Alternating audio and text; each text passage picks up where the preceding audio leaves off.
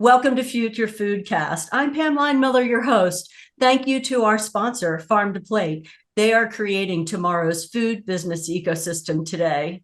I'm excited to have an international star on with us. He works with Lipton, Giovanni Pupo, and he is the head of e-commerce media in Europe. Giovanni, welcome to the podcast. Hello, Sam, and thank you for the invite. Yes, we're excited to unpack some of your insights, especially from Europe and how you do business there. But first of all, why don't you explain to us what you do with Lipton? Yeah, sure. Hi, everyone. My name is Giovanni. Yeah, as you can tell from my British accent, I'm actually from Italy, but I live and work in England, where I actually lead e-commerce media in Europe, which means that everything advertisement on our e-commerce platform, so Amazon mainly, but then all the other retailer ads. So, for example, in the UK, we got Tesco, Sainsbury, Waitrose. In the Netherlands, we got Bol.com, Albertine.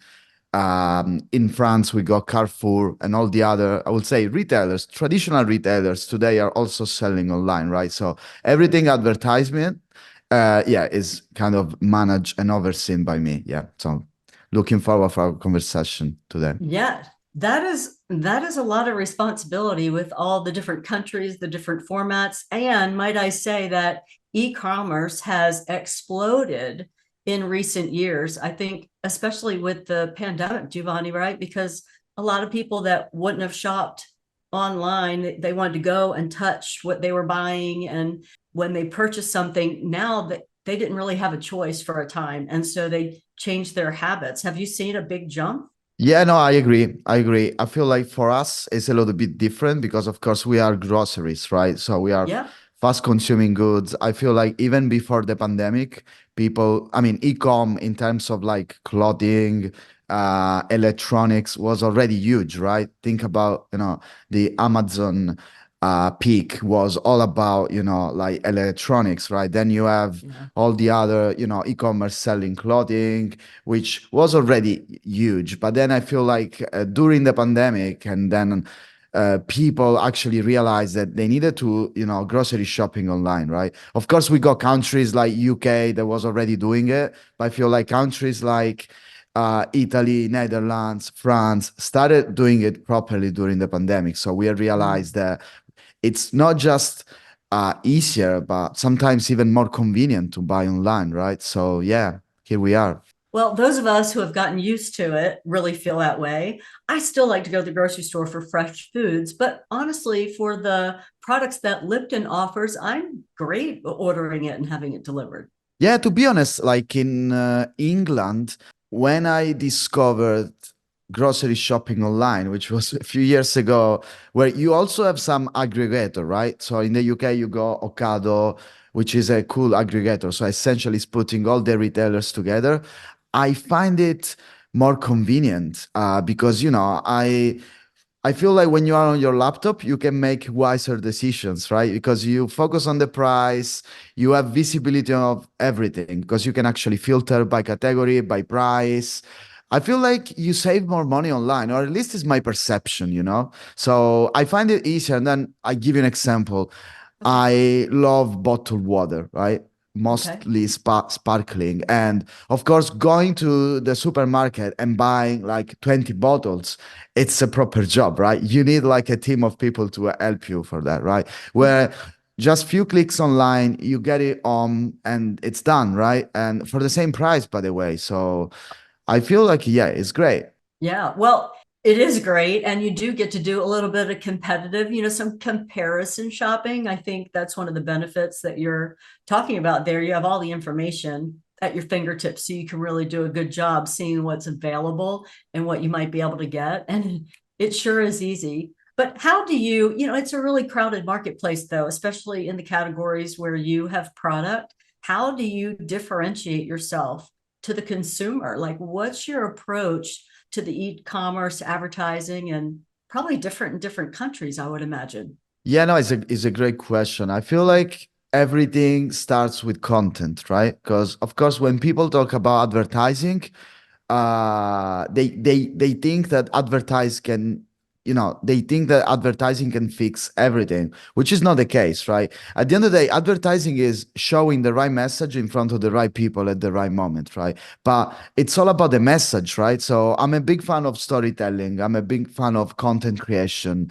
And in a society where, like today in marketing, everyone is talking about performance marketing, right? Because the difference between marketing from the past and today is actually you can measure, right? So you can actually drive clicks, you can actually drive sales, so you can actually understand how much you're getting back from the money you're spending. But I feel like sometimes we getting lost too much into the performance side of it, and we missing the creative part, right? So I feel like in a world where everything is becoming more efficient, I feel like we need more inefficiency to drive effectiveness. That's so interesting. I really like your first statement that advertising is really the right message to the right audience at the right time. Yeah. Wow. I think that's a great bottom line message. And maybe it's not all about the analytics, is what you're saying, and Yeah, no, performance exactly. and yeah.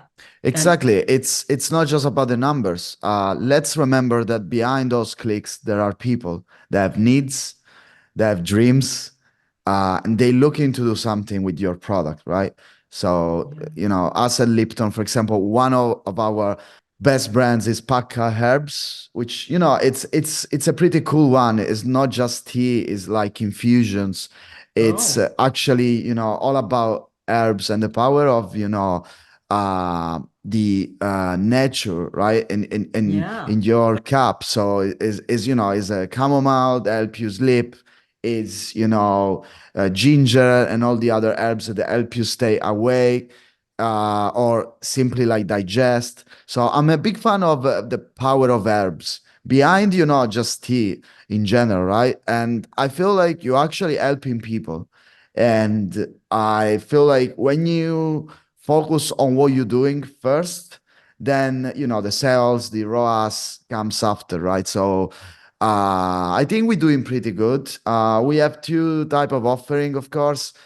Tea is the main one, but then we focus a lot on gifting as well. So we have our collection boxes, we have our advent calendar during Christmas, which is not just Christmas then, right? Because then all the giftings and these selection boxes can be, sold during Mother Days and all the other festivity season, right? So I feel like seeing a tea, herbal tea, as a gift as well as, and not just as a moment. I feel like it's a great way to increase the share of voice as well, right? Right. And when you think about a company like Lipton, okay, you sell tea, that's been the main product.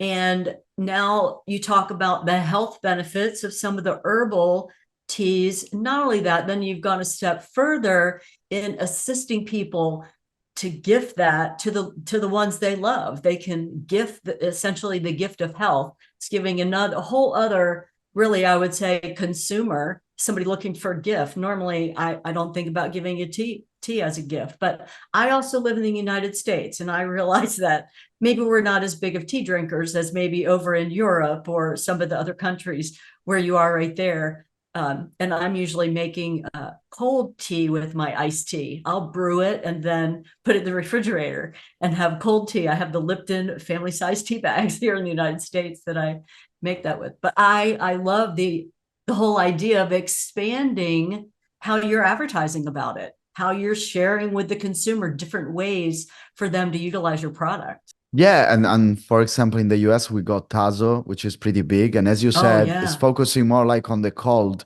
brewing, right? Because yeah, when we talk about tea, people feel it's just hot tea, where it's not, right? It can actually become a beverage that you can drink all day. And I think it gets back to, I mean, podcast specifically, it gets back to the power of helping people. And I feel like after the pandemic, a lot of people realize that we need to be more healthy.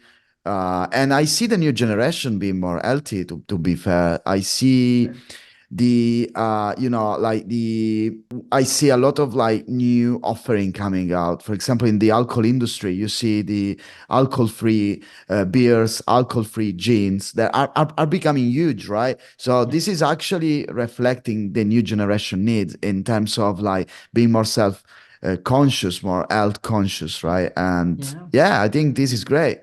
And I think we See, can actually play a part there. Yeah. yeah, you're going right along with that message. Well, what are some of the stories that are out there in the marketplace? You said you're very much into story. How do you approach that, or what other examples have you seen of good stories that are being told out Yeah. there that you model after? To be honest, I realize, for example, that those tools we use, right, like Amazon, Google, those are search engine, right? Uh, Even before advertising, even if you just read the data and collect, the search queries, people behavior on these platforms, users are already talking to you. And if you know how to listen carefully to them, you can actually gain insight. So in the past, you need to pay those huge corporates that were doing market research. And I'm not gonna go there, but what I'm saying is that you can actually save a lot of money while just using your own media, your own tools to actually listen to your users, right? So, for example, a few years ago, we realized that while looking at the SEO data coming from Pack Herbs, we realized that a lot of people were looking for, in January specifically, they were looking for liver cleans, detox, or like detox in general. So actually, people, and including me as well, to be fair, people use the tea as a detox, way to do that. So yeah, and I think this goes back to the marketing strategy of having like a pull or a push approach, right? Usually the push approach is you have a product and you just try to sell it to everyone, or at least to a specific segment of your market. Where the pull is the opposite, right? You're trying to listen to your audience, to a segment, and then you get back and kind of satisfy the need with a specific product or a specific service. So I feel like if we know how to do that wisely, like reading your users by observing their behavior online, which can be social media listening, can be search engine analysis, SEO, even like YouTube, you can actually understand what people are looking for, and then you can satisfy them or help them. Well, so in the example of like a liver cleanse, for example, people are searching for that. So then you can set up your search engine optimization to be answering those questions with some of your products. Is that what you're saying? Exactly. And I Yeah. feel like the basic approach is building content to help people. I think the advanced approach is actually informing the research and development team and be like, look, guys, we've been seeing this huge spike. Competitors are not doing it. Let's do it. And I think the power then of digital in general is that you can actually test it out. So instead of spending millions in producing it, you can simply launch an ad, see how people react, collect more data, and then produce it, right? So, I feel it's great. Taking advantage of technology to be able to analyze the analytics before you have to make a huge investment. That's a great business decision, Giovanni. And you Yeah. can use it as a test as well, right? So Yeah. you read data carefully and then you inform the business by also testing it, right? Instead of before investing huge budget on that. Yeah. So there's a lots of ways to figure out what the customers are doing, but being smart about how you're spending the dollars. And I love the push versus pull approach where you can actually see what people are out there talking about and looking for and needing, and then figure out if you have an answer for that, or if you could have an answer for that in your category. Yeah, and I feel like the pull and push example can kind of be translated in the salesman approach, right? They usually say that the best salesmen are the ones that are able to listen, right? Not to talk. So do you know the usual example that comes from Wolf of Wall Street that they ask, "Can you sell me this pen?" Right? So usually the wrong salesman they try to sell the pen, right? Say trying to push the pen to you, right? Where the smart ones are the one that are actually pulling the pen, right? So they're actually asking you, "Why do you need a pen? Do you need a pen for?" Right? So they actually trying to understand what you're looking for before then trying to sell it to you, right? So I feel Yeah. like everything in life we should listen more and talk less, right? Words of wisdom. Never thought I would hear that just talking about Lipton in Europe, but that's okay. I love that. I love that you're coming up with that, but that's really true. And also Wolf of Wall Street examples. That's fun. What a crazy movie with yeah, probably lots of examples in there. Well, let's get back to marketing and what do you see out there in marketing that you like that you would like to emulate or who's doing a good job?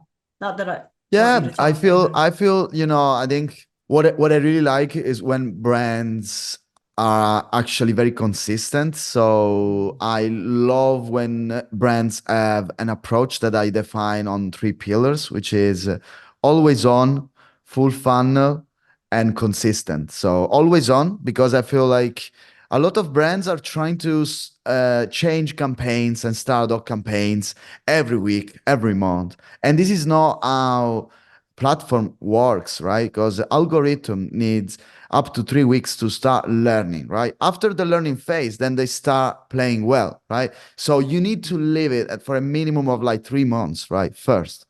Secondly, always on means that people will remember you more. There are studies from Facebook that tells that the average audience start taking action after 3 months they've been exposed to the same message, right? So you want to be remembered.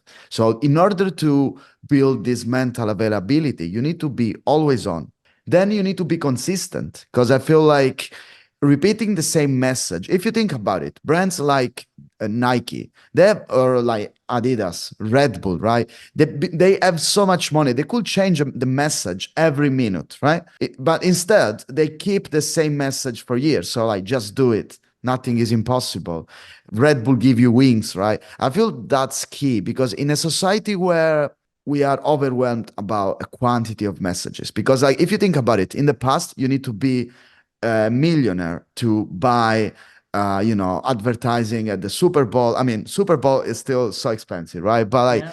like television in general, right? You need to have a lot of budget to do that. Where today, even if you have $10 per day, you can actually buy ads, right? So people are overwhelmed by a quantity of messages that actually, and then of course, then also the attention span got lower, right? Because we got to go shorter, sorry, because you moved Sure. from television, which was, I don't know, like 1 hour to YouTube, which was 20 minutes, to TikTok, which is like 15 seconds, right? Yeah. So people have no attention, people have no time, and you need to be consistent in order to remember. So, actually being consistent, it's key. And then multi-channel, I feel it's the third pillar that I feel works pretty well because, when I say multi-channel, doesn't mean you need to be everywhere. You need to be where your audience is. And also like multi-channel, if mentioning Scott Galloway, which is one of my idols, he always says that multi-channel is like sex for teenagers. Like everyone talk about it, but no one really do it, right? So I feel like multi-channel is key. And again, it doesn't mean being everywhere. It means being where your users are, but at the same time, being there in a consistent way, but at the same time, personalize your presence based on the channel, right? So I give you an example. I'm Giovanni. It's always me, right? But then every place I go, I try to change my approach based on the placement, right? So I might wear different clothes based if I'm at work, if I'm on the beach, or if I don't know, like at the gym, right? But at the same time, even if I change my presence, it's still me, right? So I think brands spend so much money trying to be people and in the past where now people are brands, right? So I feel like brands as people should actually try to be consistent as well. Because if you think about it, when you know someone that is not consistent, it's the first sign of not liking them, right? Because you want people to be their self, right? That's right. Authenticity is really valued right now. And I think that's what you're talking about. And back to that message a while back towards the beginning of the podcast about being, appealing to the right customer with the right product at the right time. And that consistency is going to help that. Like when I'm ready to buy some tea, you want me to think about Lipton. Well, if you're out there where I am and I see you over time, like you said, uh, always on and consistent, I am going to think about Lipton. So just a great combination of messages there.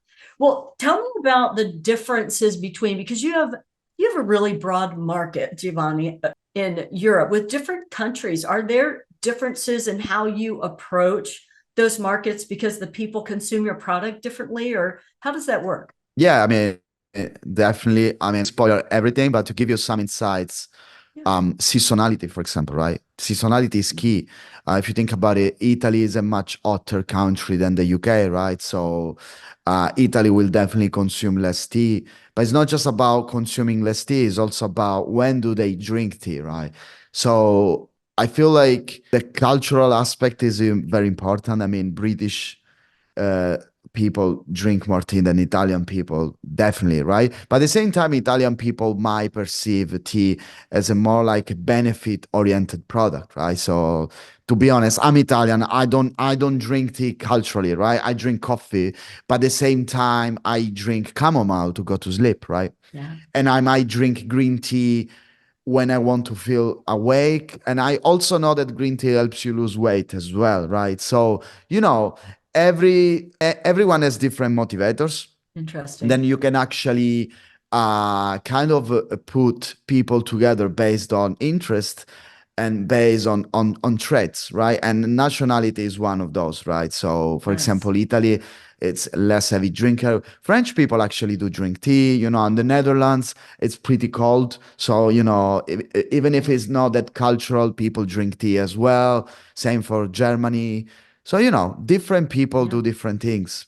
And a little bit of a disclaimer. I know you're making generalizations. If anyone's listening from any of those countries and he said the opposite of what you do, realize that Giovanni's just generalizing and giving some broad examples, though. So don't be And to don't be prove thinking, that, to prove that I'm Italian and I love pineapple on pizza, all of my oh, friends, yeah, yeah. And all of my okay. friends hate me. They're like, "Oh, why you do that? Pineapple on pizza is not pizza." I love it. I love That's Domino's anathema for pizza. to an Italian.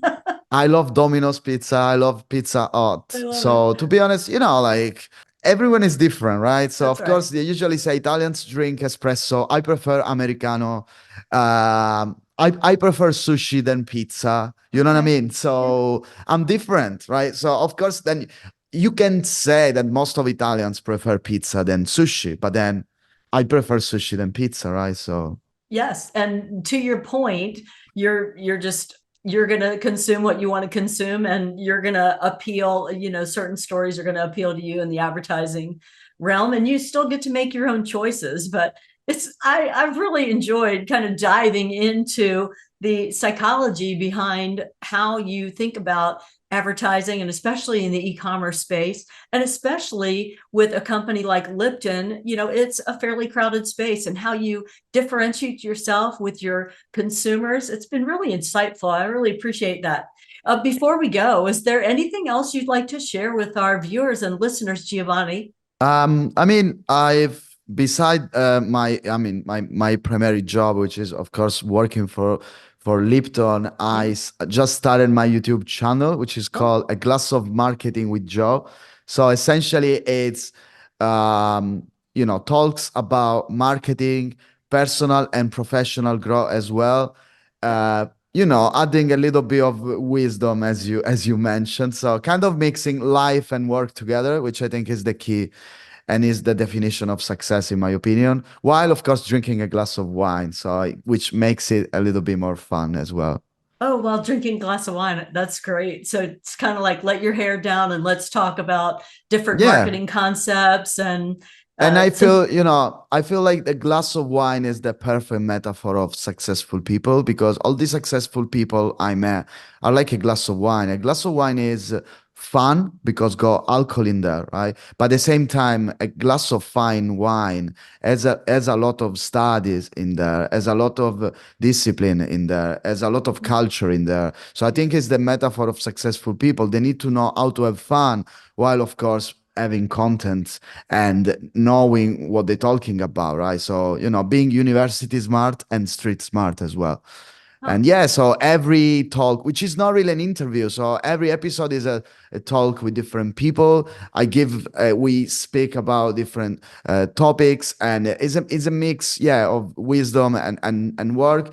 And then at the end, I always finish with the same question, which is, what's the definition of success for you? And it's funny to realize that different people, they always end up, giving the similar definition of success, which is love at the end of the day. People want to love. So, love for family, for their job, yeah.